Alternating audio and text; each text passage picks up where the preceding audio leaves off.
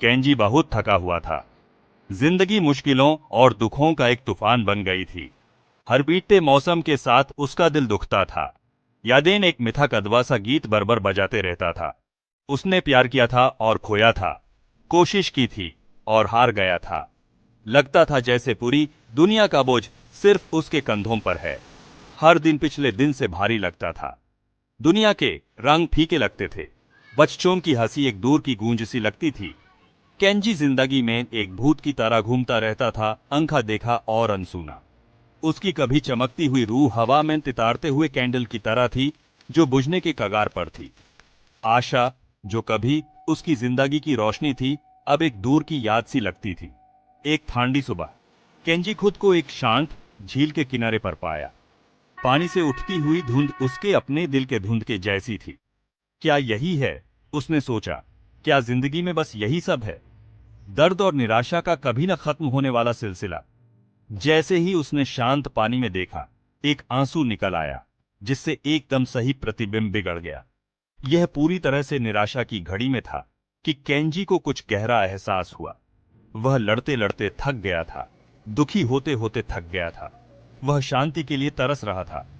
अपने अंदर चल रहे तूफान से एक पल के लिए राहत चाहता था। और बहुत दिनों में पहली बार केंजी ने खुद को उम्मीद करने की इजाजत दी। शायद, बस शायद, अंधेरे से बाहर निकलने का कोई रास्ता था।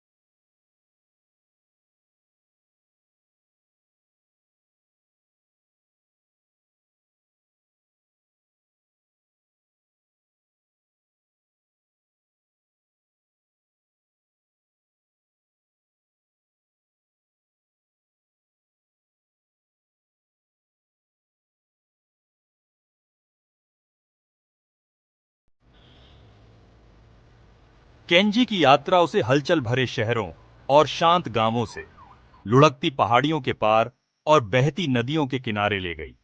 उसने दया और क्रूरता, सुंदरता और निराशा का सामना किया। और इस सब के माध्यम से उसने सीखा। उसने जाने देना का महत्व सीखा, खुद को और दूसरों को माफ करना सीखा।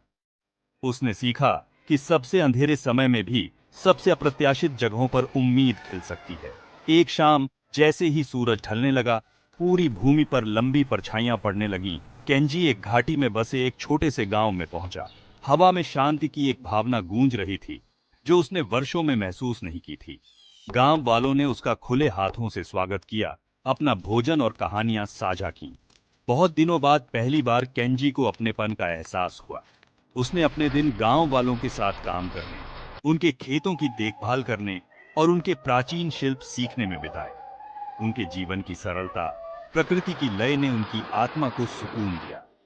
जैसे जैसे दिन हफ्तों में बदलते गए, केंजी ने महसूस किया कि उसके दर्द के अंतिम अंश पिघलने लगे हैं। वह अब वही थका हुआ व्यक्ति नहीं था जो झील के किनारे खड़ा था, निराशा में खोया हुआ था।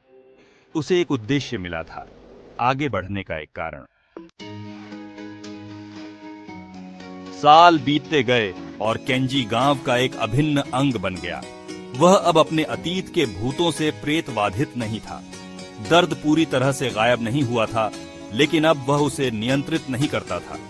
उसने अपने जख्मों को शान से ढोना सीख लिया था। उसका दिल उन छोटी छोटी खुशियों के लिए कृतज्ञता से भर गया था जो जीवन को देनी थी। गांव वाले छोटे और बड़े उसकी बुद्धि और मार्गदर्शन चाहते थे। उन्होंने उसे एक दयालु आत्मा के रूप में देखा जिसने जीवन के तूफानों का सामना किया था और मजबूत समझदार बनकर उभरा था। केंजी को अपनी कहानी साझा करने में, दूसरों को शांति का अपना रास्ता खोजने में मदद करने में सुकून मिला। एक शाम जब वह अपने बरामदे में बैठा सूरज को देख रहा था तो उसने देखा कि सूरज आसमान को चमकीले रंगों से रंग रहा है। केंजी ने संतोष की गहरी भावना को खुद पर हावी होते हुए महसूस किया। उसने आखिरकार वह खोज लिया था जिसे वह हमेशा से ढूंढ रहा था, शांति।